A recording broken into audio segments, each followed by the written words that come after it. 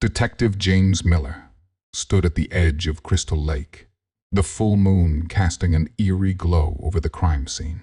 The body of Robert Thompson, a wealthy businessman, lay face down near the water's edge. This peaceful summer resort town had never seen such a gruesome murder before. Time of death? Miller asked the forensic expert.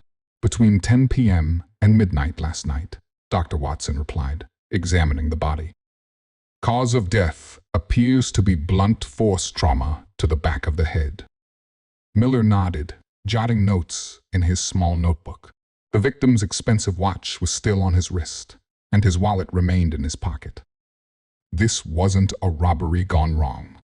5 suspects had been at the lakeside resort that night: the victim's wife, Emily Thompson, his business partner, David Parker, the resort owner, Michael Brooks, the housekeeper, Anna Martinez, and the gardener, Tom Wilson.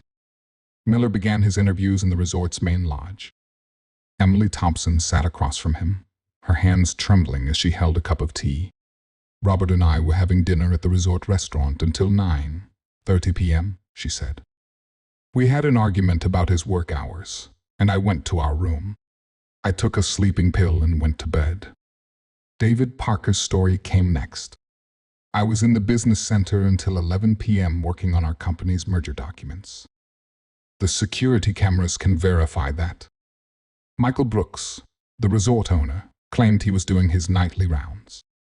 I check all the buildings between 10 and 11 p.m. Several guests saw me. Anna Martinez, the housekeeper, was cleaning the West Wing. I always work the late shift, from 8 p.m. to midnight. I was nowhere near the lake. Tom Wilson, the gardener, said he was in his cottage on the other side of the resort. I go to bed early because I start work at dawn. I didn't hear or see anything. Miller spent the next day gathering evidence. The security footage confirmed Parker's alibi. Guest statements supported Brooks's story. The cleaning log showed Martinez's presence in the West Wing. Multiple witnesses had seen Emily Thompson return to her room early. But something about the gardener's story bothered Miller. He visited Wilson's cottage again, this time noticing muddy boots by the door. The mud was still wet, despite Wilson claiming he hadn't left his cottage that night. Further investigation revealed that Thompson had been planning to sell the resort to developers. The sale would have meant Wilson losing both his job and his home. The cottage came with his employment. Miller found traces of the same mud near the crime scene. Under questioning, Wilson finally confessed. He had confronted Thompson about the sale, and in a moment of anger, struck him with his garden shovel. The case was solved, but Miller felt no satisfaction.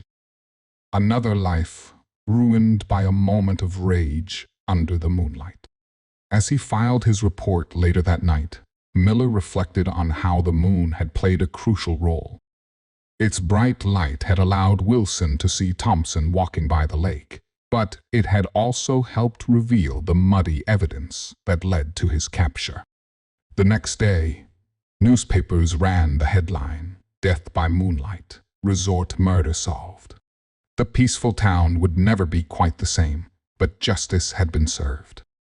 Miller closed the case file, knowing that the full moon would always remind him of this night when the moonlight revealed both a murder and its solution. Equals, equals, equals, equals, equals, equals, equals, equals. Case summary. Victim, Robert Thompson, wealthy businessman. Murder weapon, garden shovel. Time of death, between 10 p.m. and midnight. Location, Crystal Lake Resort.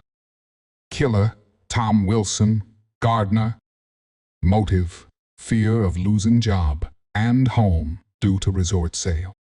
Key evidence, muddy boots, trace evidence at crime scene. Method of discovery, physical evidence and inconsistent alibi. The moon, which had illuminated the crime, had also helped solve it.